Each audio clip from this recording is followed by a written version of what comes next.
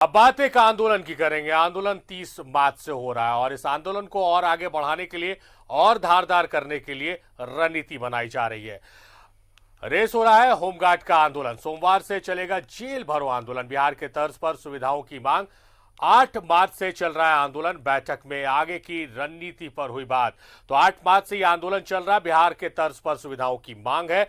लगातार चरणबद्ध तरीके से आंदोलन किया जा रहा। अब इस आंदोलन को और धारदार बनाने के लिए रणनीति बनाई गई है। तो लगातार आंदोलन किया जा रहा है। 8 मार्च से सूबे के होमगार्ड जवान अपनी मांगों को लेकर आंदोलनरत है। सरकार की ओर से सकारात्मक पहल नहीं होने पर सोमवार को वो जेल भरो आंदोलन करने की तैयारी में है, जिसको लेकर सभी संगठनों ने बैठक की है। रेस हो रहा होमगार्ड्स का आंदोलन। सोमवार से जेल भरेंगे होमगार्ड्स। बिहार की तर्ज पर सुविधाओं की मांग। 1 महीने से है आंदोलन पर। होमगार्ड्स एसोसिएशन की बैठक में हुआ फैसला। कोरोना की आपदा में यह आंदोलन कितना जायज। नियमित ड्यूटी, सम्मानजनक वेतनमान, कर्मचारी भविष्य निधि का लाभ एवं ग्रेजुएटी की मांग को लेकर बीते 27 दिनों से प्रदर्शन कर रहे हैं होमगार्ड जवानों का कल से जेल भरो आंदोलन शुरू होगा। इसके पहले झारखंड गृह रक्षा वाहिनी सेवक संघ के बैनर तले एक बैठक हुई, जिसमें झारखंड होमगार्ड वेलफेयर एसोसिएशन के बैनर तले चल रहे आंदोलन पर चर्चा की गई। का जैसे उत्थान हो, विकास हो, उसके लिए झारखंड रक्षा वाहिनी स्वयंसेवक संघ तत्पर है, अडिग है, संकल्पित है। हालांकि गौर करने वाली बात यह है कि लगातार चले आ रहे आंदोलन में ड्यूटी बहिष्कार की बात कही गई है, जिसमें पूर्ण रूप से समर्थन नहीं मिला है। ऐसे में अन्य संगठन का साथ ही इस आंदोलन को सफल बना सकता है। ऐसे में वेलफेयर एसोसिएशन के महासचिव राजीव कुमार तिवारी यह आह्वान करते हैं कि कल से जेल भरो आंदोलन होगा और सभी संगठन को साथ ला रहे हैं। चलिए, आपकी बात को मैंने मान लिया कि कोर्ट ने आपको 8 सप्ताह का समय दिया था। 8 सप्ताह का समय तो खत्म हो चुका और जो जेल भरो आंदोलन के जो रूपरेखा था उससे संबंधित हम लोगों ने इस संगठन के आलोक रंजन जी से हम लोगों ने बात की थी। उन्होंने कहा था कि आप लोग 5 तारीख का डेट रखिए जेल भरो आंदोलन का, हम लोग उसमें समर्थन करेंगे। और आज ये हम लोग इसीलिए आए हैं कि ये लड़ाई सभी एक होमगार्ड साथियों की लड़ाई है। आपसी में जो हम लोग मनमुटाव है, जो है आपस में हम लोग भेदभाव रखे हैं, उस भेदभाव को सबको भुलाकर और एक होकर होमगार्ड जवानों के हित में हम लोग मिलकर लड़ें।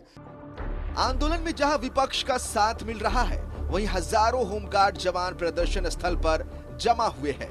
ऐसे में धीरे धीरे सरकार के लिए चुनौती बनता नजर आ रहा है। जरूरत है सरकार जल्द इसका हल निकाले। रांची से न्यूज़ 11 भारत के लिए सहयोगी मंटू के साथ आयुष चौहान की रिपोर्ट।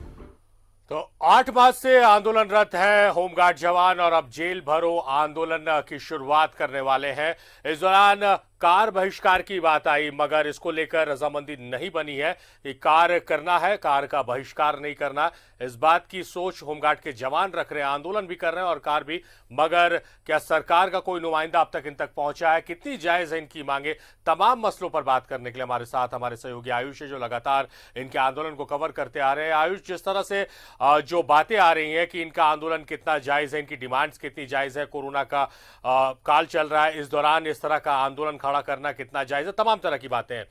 आप लगातार कवर कर रहे हैं, आपकी नजर से हम जानना चाहेंगे कितनी जायज है इनकी मांगे, इनका आंदोलन, और क्या सरकार की तरफ से कुछ पहल, कोई प्रतिनिधि मिलने गया, कितनी सकारात्मक पहल हुई है सरकार की तरफ से? देखिए सर, सबसे पहले आंदोलन को जायज बताना कह सकते हैं मेरे बस की बात नहीं है, क्योंकि आपको बता दें कोरोना काल चल रहा है। ऐसे में ये कहना सही नहीं होगा कि कौन वहाँ पर संक्रमित है या नहीं, लेकिन हाँ, उनका मनोबल जरूर आंदोलन को लेकर कहीं कहीं बढ़ा हुआ है। और सबसे बड़ी बात कि आज जो बैठक हुई, कह सकते हैं कि झारखंड गृह रक्षा वाहिनी स्वयं सेवक संघ, जो कहीं ना कहीं बहुत पुराना संगठन है, उसके साथ झारखंड होमगार्ड वेलफेयर एसोसिएशन का बैठक होना, यह तय माना जा सकता है कि जो आंदोलन है अब और उग्र हो सकता है और बड़ा हो सकता है। क्योंकि आपको बता दें कि कई ऐसे गृह रक्षक थे जो अभी तक कार्य बहिष्कार नहीं किए थे। उन्होंने कहीं ना कहीं किसी के पास जीविकोपार्जन कह सकते हैं, रोजी रोटी की समस्या है, क्योंकि उन्हें नियमित ड्यूटी नहीं मिलती थी और नियमित ड्यूटी के कारण वो कई लोग नहीं छोड़ पा रहे थे।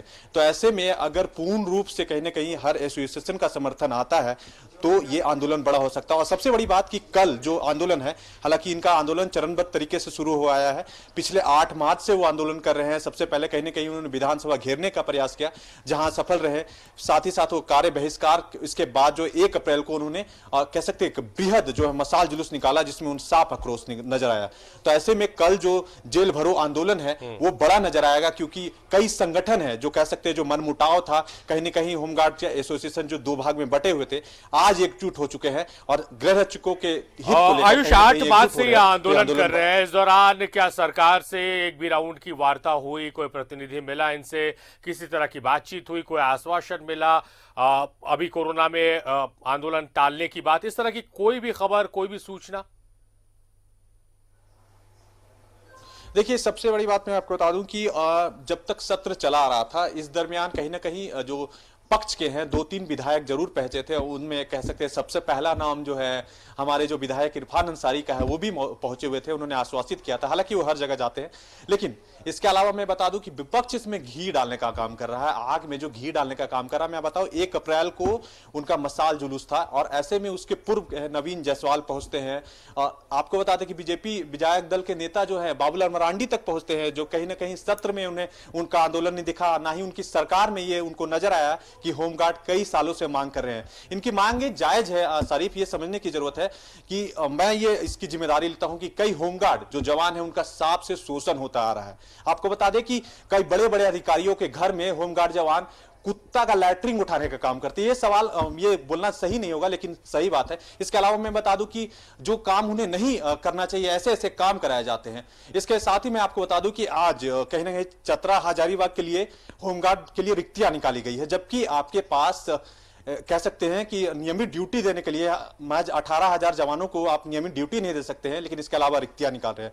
साथ ही साथ शरीफ मैं एक बात और आपको बता दूं कि होमगार्ड जवान सिर्फ ये चाहते हैं कि उनको नियमित ड्यूटी मिले, क्योंकि अगर आपने रिक्तियां कराई हैं तो उन्हें कहीं ना कहीं मानदेय वो महीने का मिलना चाहिए, ताकि वो अपना परिवार का जीविकोपार्जन चला सके। जी शरीफ, एक सवाल और भी है। कहीं ना कहीं जो आंदोलन है वो आंदोलन ऐसे स्थान पे चल रहा है जो शहर से बिल्कुल कटा हुआ है। कई बार हमने उनसे बातचीत के दौरान जो है कई महिलाएं, मैं आपको बता दूं, ये पहला आंदोलन मैं देख रहा हूं जहां सैकड़ों, हो सकता है कि ये पारा शिक्षकों के बाद ये दूसरा आंदोलन हो, लेकिन ये पहला आंदोलन ऐसा मुझे नजर आया जहां महिलाओं की संख्या सबसे अधिक है। मतलब ये साफ समझा जा सकता है कि महिलाओं, जो होमगार्ड महिला जवान है, उसमें काफी रोष है। ऐसी समस्या के बीच हो रही है। देखिए, आपको बता दें कि जगन्नाथपुर मंदिर से तकरीबन 3 किलोमीटर दूर एक वीरान स्थल है। उस वीरान स्थल में महिलाएं रहती हैं और सिर्फ महज 2 शौचालय, और 100 से ज्यादा महिलाएं 2 शौचालय से काम चला रही हैं।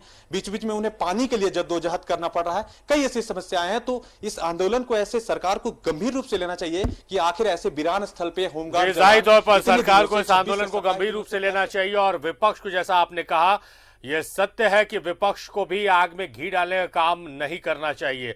जब सरकार में थी, सत्ता में थी, तब उस वक्त दर्द इनका नहीं दिखा। आज इनका दर्द, खुद का दर्द महसूस हो रहा है। तो इन सब चीजों से बचना चाहिए। राजनीति करनी चाहिए, राजनीति अच्छी चीज है, मगर उसे सकारात्मक रूप में करना चाहिए, ना कि नकारात्मक रूप में। हम उम्मीद करते हैं कि जिस तरह से होमगार्ड जवानों का हमने दर्द दिखाया और हमेशा हम दिखाते आ रहे हैं, इनके मसलों पर सरकार गंभीरता दिखाएगी और इनके दर्दों को दूर किया जाएगा, इनकी परेशानियों को दूर किया जाएगा। बहुत शुक्रिया आयुष आपका, आप महत्वपूर्ण जानकारियों के साथ हमारे